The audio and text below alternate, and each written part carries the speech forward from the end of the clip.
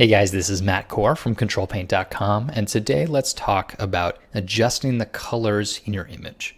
So let's say I want the sky to look a little darker.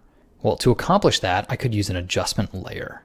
Now here I've created a number of selection layers, so I can control-click on this one I've called sky, and here I get a selection for the sky. If you're not familiar with this technique, follow the link at the bottom of the post, and I have an older video that talks about it. But anyway, so here I've made a selection around where the sky is, and now I can make a new adjustment layer. So as I said, I want to make the sky darker. Well, that sounds like a job for the levels command.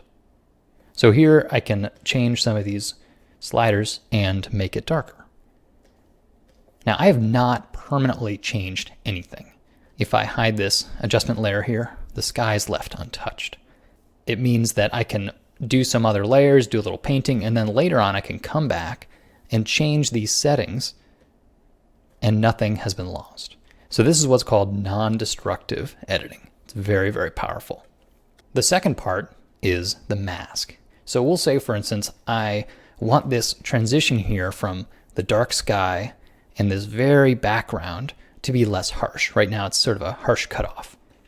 Well, I am just going to change the way the mask looks. So here, right now I have the adjustment layer itself selected. Instead, I'm going to click on this thumbnail here for the mask, and I'm going to paint with white. And all white is going to do is expand the influence of this adjustment layer. So here I'm using a big airbrush, and I'm just going to kind of fade out this transition. You can think of the adjustment layer as the what, and the mask as the where, as in where is it affecting. Now clearly, I've got a problem. In expanding that transition, I've also gone over top of the car itself, and I don't really want that. Well, because of the way I've set this document up, that's no problem. So I'll click here on the silhouette, and I can pull up that as a selection. Well, now with the thumbnail of the mask selected, I'll paint in black, and I'll pull it right back out. So here, in just controlling the influence of this adjustment layer, I've made this subtle sky and background fade, but not affecting the car at all. So let me give you another example. I'll actually hide this adjustment layer. So here we're back to the original image, but I am going to control-click on that mask that I've made. So here I've made a selection of that mask I just painted, but I'm going to use that selection for a different adjustment layer. And this time I'm going to do something more colorful.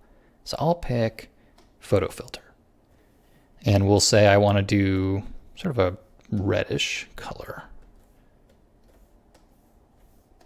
So now I can apply that red color to the area that I previously defined for the darker levels effect. Or if I was so inclined, I could turn both of these on and I could see both simultaneously. So here in this one area, it's getting both darker and redder. But they're both non-linear, so I can at any time go back and maybe say, oh, I didn't actually want red. Maybe I'll do green, or I'll do blue. And I can change it and nothing is lost. So when I'm painting, half the time is probably brush and eraser tool, and that's what I generally talk about on Ctrl+Paint. But the other half is taking advantage of more photographic tools. Adjustment layers are a great way to just see what might look interesting. So in the next video, I'm going to talk a little bit more about adjustment layers and focus on my very favorite, which is the gradient map. But until then, if you've never tried these before, I encourage you to just experiment with one of your old paintings and try some different adjustment layers on top. They're very powerful. Thanks for coming to the site, guys.